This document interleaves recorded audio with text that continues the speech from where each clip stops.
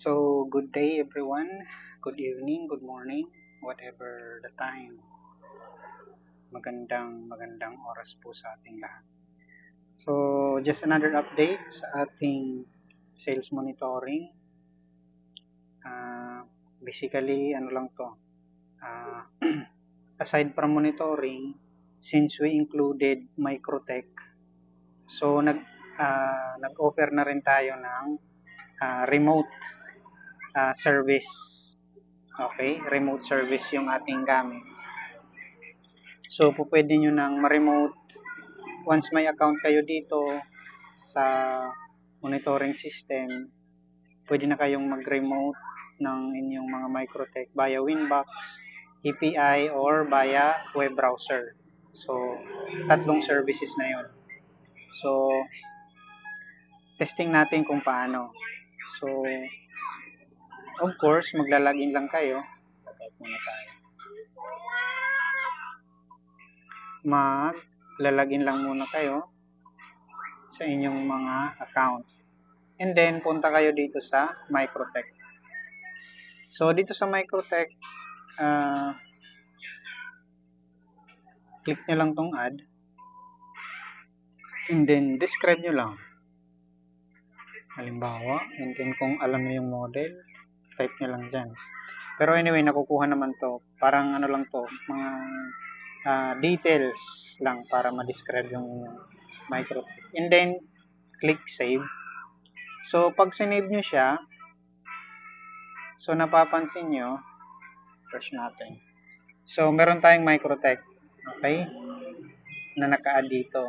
So, pansin nyo, meron na tayong remote address para sa inyong Winbox, para sa inyong API, at para sa inyong web. Okay? Or sa WebPig. Okay? So, at the moment, apparently, one Microtech lang muna per account kasi medyo limited yung slot natin.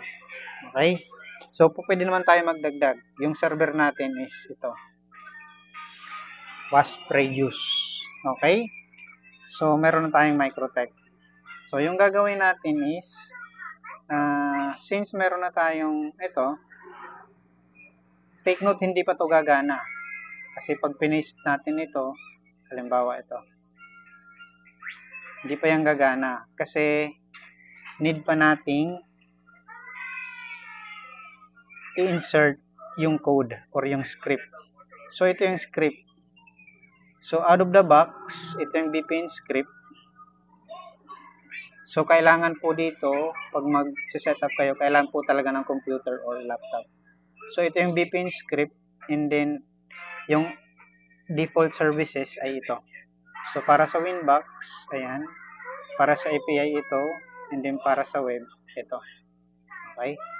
So, before nyo magamit itong mga remote services, need natin itong script. So, click lang sa loob ng box, and then Control A, and then Control C. So, malinaw naman yung instruction. Ipipaste nyo lang ito doon sa Microtech terminal ninyo. Okay? So, kung nakalagin kayo sa Microtech, paste nyo lang dito. Pagka-copy nyo dito, Control A, Control C, and then paste nyo dito. So, sa akin, meron na ako. Para hindi mag-conflict. Huwag ko munang ano. So, ito yung script. Kung mapapansin nyo, kung familiar kayo, base po ito sa WaspRadius. Okay? So, pag na-paste nyo na po yan, magkakaroon yan dito ng interface. Ito, VPN connection. Okay? So, pag na-paste nyo po yun, automatic yun magra-run, and then ihintay nyo lang siya na mag-status connected. Ayan. Pag status connected na siya, ibig sabihin, okay na yung script. Itong Microtech na to is nakakonect na siya doon sa server. Okay? So, magagamit nyo na itong mga port na ito. So, para sa Winbox, ito yung port. So, basically, ang gagawin nyo dyan is ganito lang. Kukopyahin nyo lang to. Sa Winbox man yan sa PC or sa Android, gagana po yun. So, halimbawa, new Winbox lang. Ayan. Lagay nyo lang dito sa taas. tapos yung inyong account. Okay? So, connect lang kayo. So, kung tama yung account, makakalagin po kayo. At kung connected po siya sa VPN. Now, before din po magamit yan, is need nating dito sa ating IP services, dapat naka-green po or naka-enable po ito. So, by default, yung suggestion ko is, since yung brute force naman is telnet at saka SSH naman yung minsan dinadaanan nila or mostly dinadaanan nila. So, by default, disable ko sila. So, ito yung ating port ng API 8728. Take note, default lang po. Default lang. So, para sa API 8728, sa Winbox 8291, and then sa webpeg, port 80. Kahit hindi nyo na po gamitin itong 80 kasi medyo risky to. Itong via web, kahit i-disable nyo lang po. Pero kung trip nyo, pwede nyo pong enable yan. Pero I suggest, kahit hindi na, disable nyo na lang. Although dito, included siya sa mga out-of-the-box services. So, Winbox and then API. Okay? So, ganun lang yung setup niya. So, since may API na tayo, copy lang natin to, manual muna natin tong ilagay dito. So, dito, gumamit lang kayo ng read only.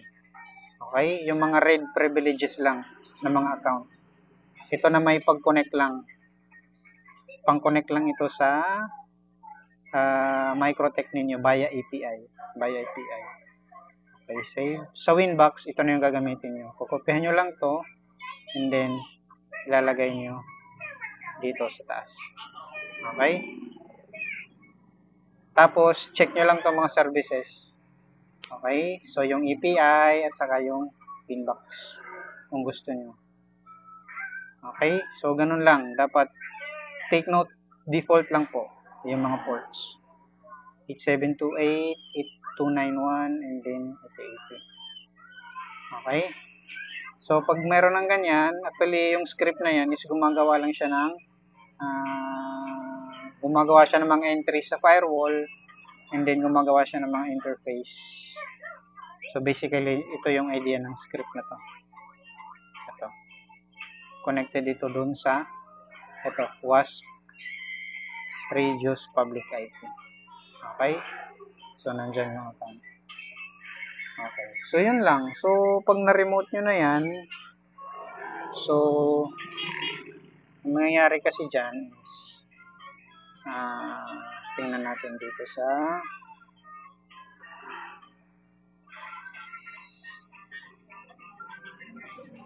tama ba? Testing lang kasi ito eh. So, pag mag-connect, ito pala yung edit. Kung hindi nyo trip yung sa WASP Reduce, pwede kayo maglagay dito. Take note, API lang po. Hindi po pang Winbox. Yung sa API lang. Okay? And then, ito yung pang connect. So, makonect kayo via API and then makikita nyo na yung dashboard or statistic. Pwede nyo makita yung graph, yung mga traffic ng bawat interfaces. So, dito, read only lang din po yung ilagay nyo. Then, privilege lang. Saka ito yung code. Ayan. Okay. So, yun lang. So, basically,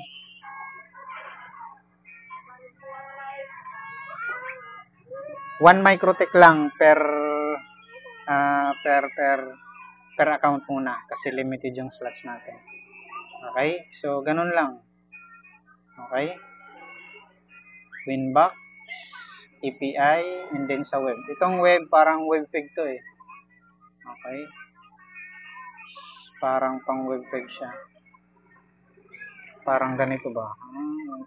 172.16.0.1.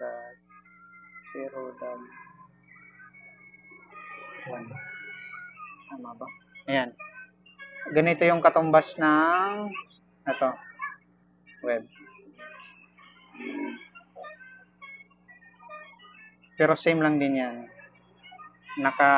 Basta naka-enable siya dito sa mga services. Kung naka-port 80 yan, ganito yung lalabas lang. Okay, sa Winbox naman, ito. So, yun lang.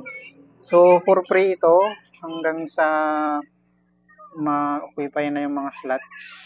So, think nasa 20 peraso tong remote services natin.